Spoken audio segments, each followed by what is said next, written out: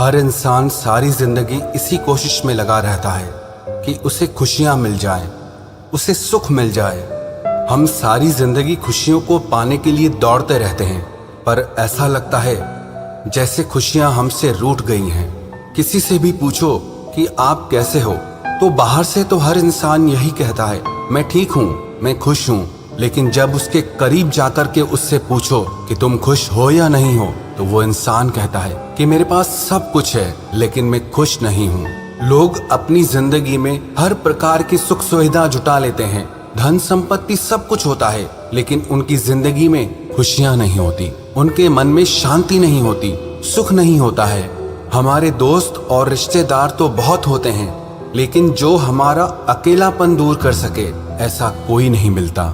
आज हम बात करेंगे ऐसी 3 कहानियों की जो आप जिंदगी में जब भी हिम्मत हार जाओ, जब आपको ये लगे कि मेरी जिंदगी में कोई खुशी ही नहीं है, जब आपको जीने की इच्छा ही खत्म हो जाए, तब ये कहानियां आपको जीने की नई प्रेरणा देंगी। पहली कहानी, एक धनी महिला अपने मनोचिकित्सक के पास गई और बोली, डॉक्टर साहब, मुझे लगता है कि मेरा पूरा जीवन बेकार हो गया है, इसका कोई अर्थ ही नहीं है, कोई खुशी ही नहीं है मेरी जिंदगी में। मेरे पास धन की कोई कमी नहीं है, लेकिन उसके बाद भी मेरी जिंदगी में कोई खुशी नहीं है और अब तो मैं जीना भी नहीं चाहती। ऐसा लगता है अपनी जिंदगी को ही खत्म कर दूं। समझ ही नहीं आता कि मैं क्या करूं। उस मनोचिकित्सक ने एक बूढ़ी औरत को बुलाया जो वहाँ पर साफ सफाई का काम करती थी और उस अमीर औरत से बोला, मैं इस बूढ़ी औरत से तुम्हें ये बताने के लिए कहूँगा कि कैसे इसने अपनी जिंदगी में खुशियों को ढूंढा है। मैं चाहता हूँ कि तुम इसे ध्यान से सुनो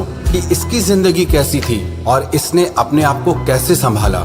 तब उस बूढ़ी औरत ने अपना झाड़ू नीचे रखा और बताने लगी, मेरे पति की मलेरिया से मौत हो गई और उसके 3 महीने बाद मेरे बेटे की भी सड़क एक्सीडेंट में मौत हो गई।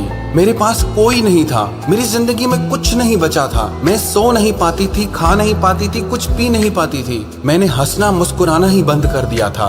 मैं अपनी जिंदगी को खत्म करने की तरकीबें सोचने लगी थी। जब मैं काम से घर आ रही थी तब एक छोटा बिल्ली का बच्चा मेरे पीछे पड़ गया और बाहर बहुत ठंड थी, इसीलिए मैंने उस बच्चे को अंदर आने दिया। उस बिल्ली के बच्चे के लिए मैंने थोड़े से दूध का इंतजाम किया और वो बिल्ली का बच्चा सारा दूध पी गया। फिर वो बिल्ली का बच्चा मेरे पैरों से लिपट गया और मेरे पैरों को चाटने लगा और उस दिन मैं बहुत महीनों के बाद मुस्कुराई थी। तब मैंने सोचा, यदि इस एक बिल्ली के बच्चे की सहायता करने से मुझे खुशी मिल सकती है, तो हो सकता है कि दूसरों के लिए कुछ करके मुझे और भी ज्यादा खुशी मिले। इसीलिए अगले दिन मैं अपने पड़ोसी जो कि बीमार था उसके लिए कुछ बिस्किट बनाकर लेके गई और ऐसे ही मैं हर दिन कुछ न कुछ नया करती थी जिससे दूसरों को खुशी मिले और उन्हें खुशी देकर अब मुझे बहुत खुशी होती है। आज मैंने खुशियाँ ढूंढ ली है दूसरों को खुशियाँ देकर। ये सुनकर वो अमीर औरत रोने लगी। उसके पास वो सब कुछ था जो वो पैसों से खरीद सकती थी, लेकिन उसने वो चीज खो दी जो पैसे से खरीदी नहीं जा सकती।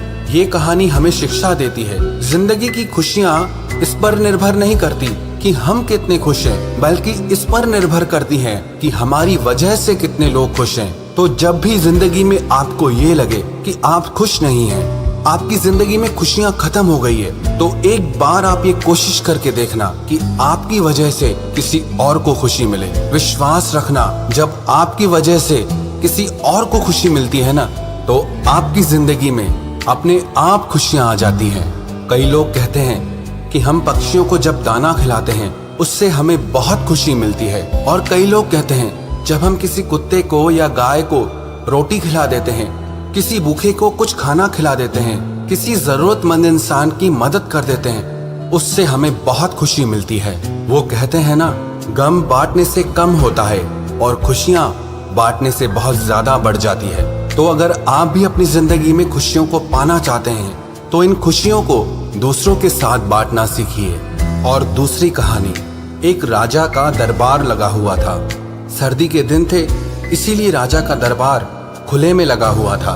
पूरी सभा सुबह की धूप में बैठी थी। महाराज के सिंहासन के सामने एक शाही मेज रखी थी और उस पर कुछ कीमती चीजें रखी थी।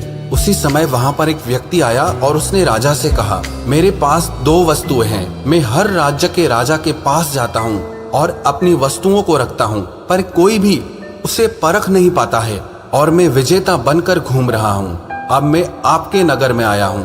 राजा ने उसे बुलाया और कहा, वो कौन सी वस्तु है? तो उसने दोनों वस्तुएं उस कीमती मेज पर रख दी।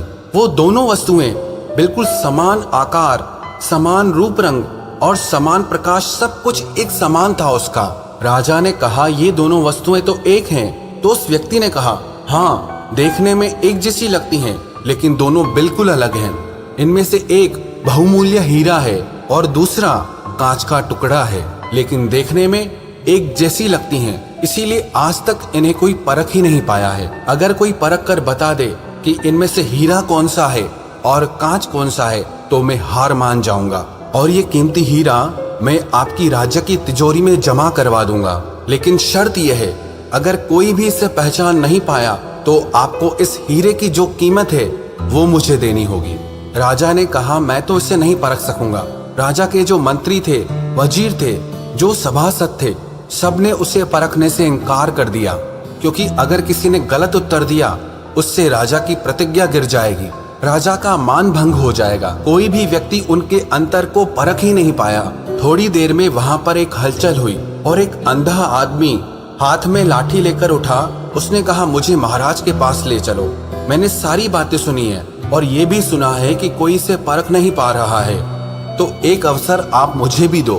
एक आदमी के सहारे वो राजा के पास पहुंचा। उसने राजा से प्रार्थना की, मैं तो जन्म से अंधा हूँ, लेकिन फिर भी मुझे एक मौका दिया जाए जिससे मैं भी एक बार अपनी बुद्धि को परख सकूं और हो सकता है कि सफल भी हो जाऊं, और यदि सफल ना भी हुआ तो आप तो वैसे भी हारे हुए हैं। राजा को लगा कि इसे अवसर देने में क्या हर्ज है। राजा ने कहा, ठीक है। तो तब उस अंधे आदमी को दोनों चीजें छुआ दी गई और पूछा गया, इनमें से हीरा कौन सा है और कांच कौन सा है, यही तुम्हें परखना है। उस आदमी ने एक क्षण में ये बता दिया कि ये हीरा है और ये कांच है। जो आदमी इतने राज्यों को जीत कर आया था वो नतमस्तक हो गया और बोला, आपने बिल्कुल सही पहचान की है, धन्य हो आप। मैं ये हीरा आपके राज्य की तिजोरी में दे रहा हूँ। सब बहुत खुश हो गए और जो आदमी आया था वो भी बहुत प्रसन्न हुआ